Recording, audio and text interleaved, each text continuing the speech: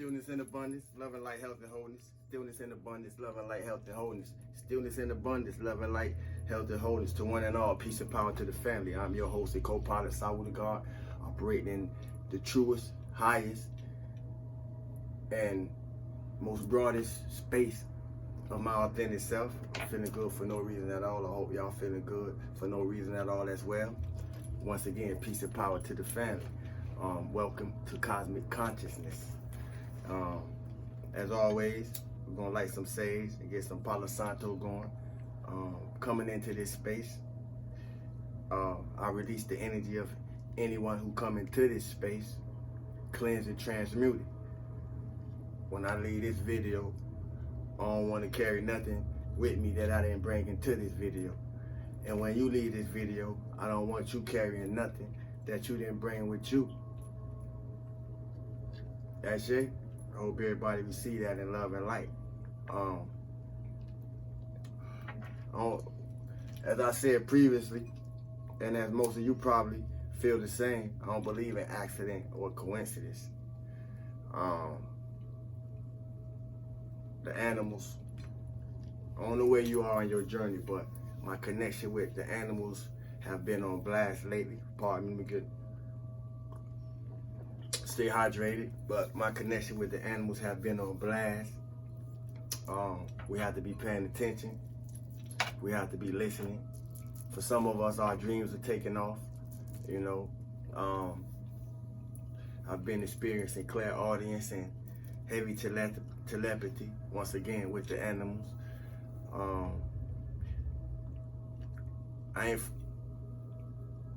I found it very exciting that first thing when I walked out this morning to take my dogs for a walk, once again connected with animals, that as soon as we get to the little field where I let them do their thing at, I immediately see two hawks flying above me.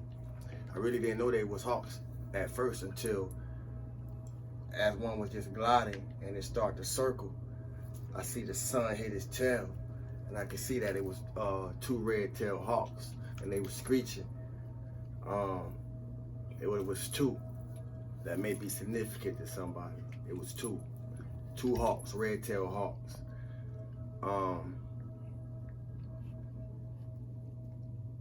But it's just crazy how this thing that we call God, this thing that we call Source Divine, it's in operation in everything on the planet. Every sentient living thing on the planet. I'm not talking about man-made things. I'm talking about the things that nature has provided for us. You know, this consciousness. It's within every living thing. And all things with a consciousness don't have the ability to talk, but that don't mean it's not talking to us. For somebody to catch that, everything that has ability to communicate don't always communicate how me and you communicate, just to say it another way. So, are we listening? Because when I flipped the cards, I came up with parrot. Let them colors resonate.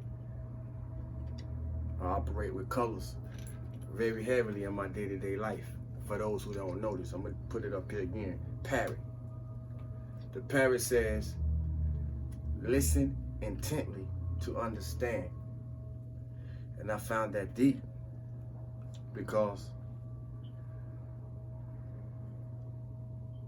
if we pay attention to when we're communicating with people, a lot of times you find yourself realizing that when you're communicating with people, they already think they know what you're saying before you say it.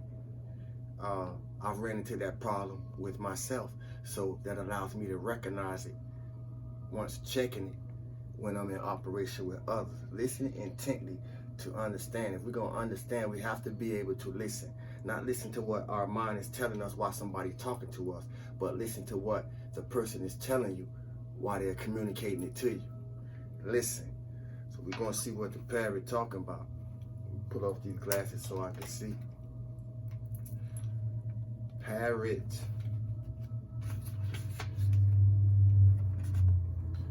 Parrot. Listen intently to understand. It deals with an archangel named Bhakpi. I had to look it up. Bhokpi. About parrots.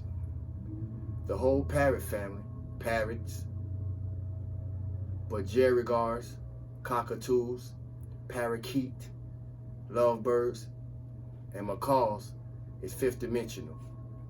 They come from Lakume, the ascended aspect of Sirius. Their sole mission is to carry and radiate the light and lessons of the archangels through their glorious colors. You ain't never seen nobody feel bad when they saw a parrot. It always lights you up. That's something to think about. Wherever they fly, they leave a trail of beautiful angel energy. While parrots are in a physical body, they are using the opportunity to develop their skills. While we in these physical bodies, we're supposed to be using this opportunity to develop our skills. Not our skills for the material world, but our skills for our spiritual reality. They can utilize tools to demonstrate to us that birds are clever.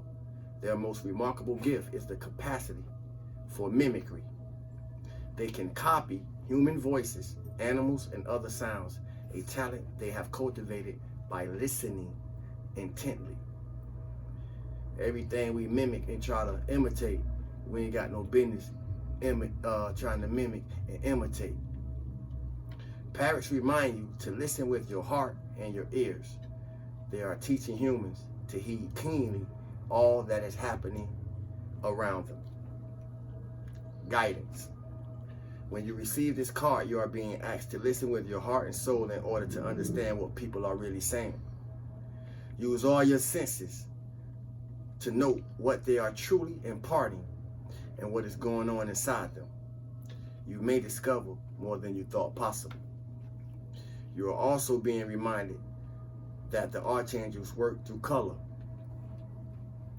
When you wear a bright color or choose one for your home or workplace, the angels can radiate their light and their lessons through the vibration. You are on earth to learn everything you can while in a physical body. I repeat, you are on earth to learn everything you can while in a physical body. So take every opportunity that appears and hone your gifts and demonstrate them whenever you can. In conclusion of that, as always, I draw up some things. If you find birds drawing to you, it means that you, like your bird spirit animal, are very perspective, intelligent. You can sense danger coming your way long before it is near you. This is primarily how birds protect their nests. If you pay attention to birds, you'll start seeing this. With a sound, with a movement, they intuitively shoot back to their nest. Which again means that you are also very protective of your loved ones. I know I am. And from there I went to the Oracle deck, so I came up with something. The Oracle deck wanted to speak to the third eye activation. Like I said, there is no accident in our lives. We have to pay attention to our synchronicities. Heavy third eye chakra activation going on. Somebody may be a life path 6, but 2022 is 6. So as I said, nothing is coincidence. Not if we listening. If we listening, we paying attention. And if we paying attention, we being guided the way that we supposed to go, not the way we think we should go. Third eye chakra, key facts: color, indigo.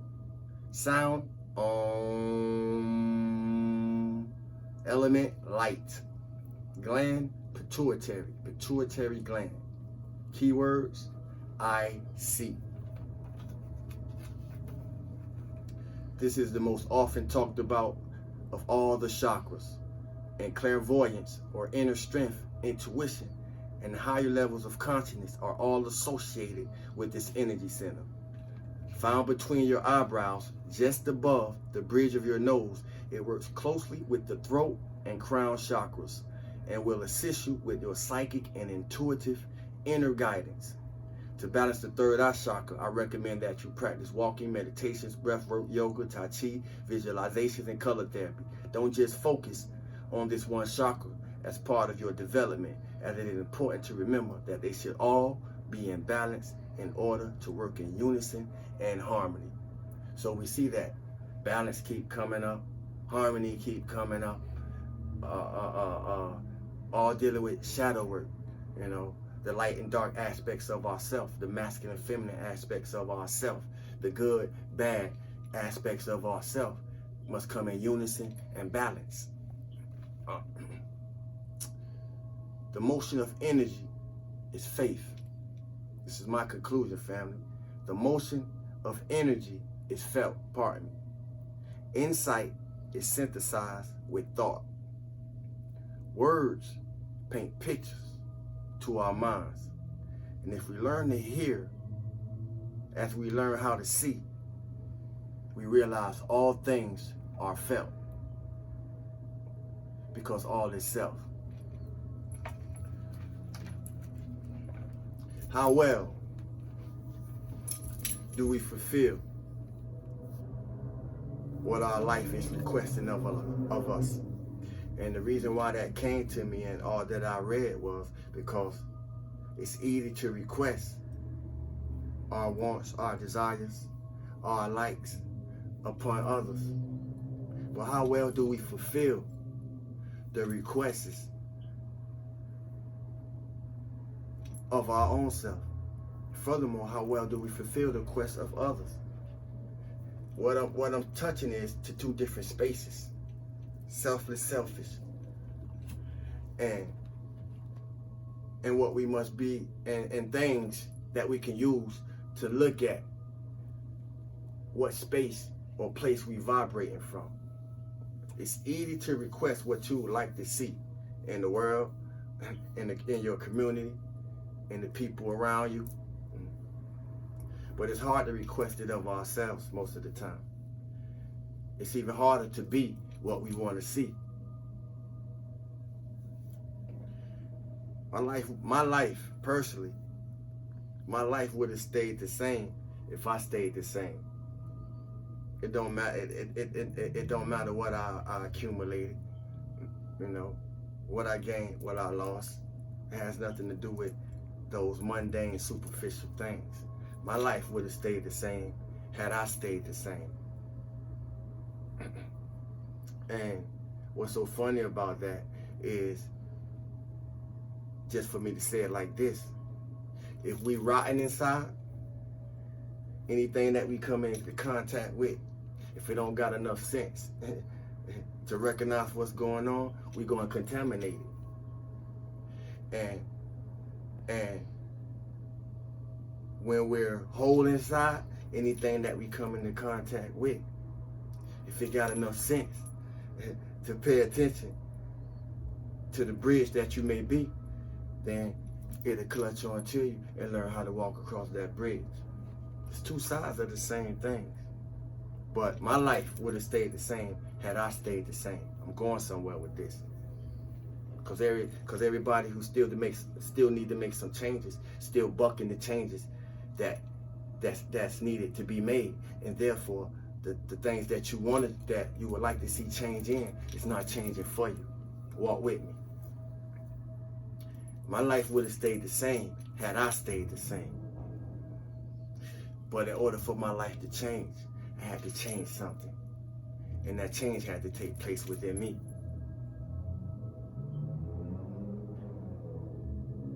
The more we become aware of our words, the more we become aware of our thoughts, the more we become aware of our feelings, the more we become aware of our actions. Not in that particular order, but if y'all walking with me, y'all get it. Once again, the motion of energy is felt. We call it emotion. Insight is integrated with thought. We call it ideation, imagination. But But insight is integrated with thought at such a high speed, a high rate of speed, that most of us is totally unaware when it's occurring. Words paint pictures to the mind. If we full of care about the words that we use, then we know that we're communicating the proper picture according to what's being expressed. When we learn how to feel, family, we learn how to hear. When we learn how to hear, we learn how to see. As I said earlier, all things are felt. And with that being said, in reflection to what the parrot wanted to give to us, when we learn how to listen, we start to realize sometimes people don't need to be fixed. They just need somebody to listen. Feel good for no reason at all. Remain true and authentic to the highest version of your authentic self. Remain in cosmic consciousness. I am your host and co-pilot, Salud God. I love y'all, family. One.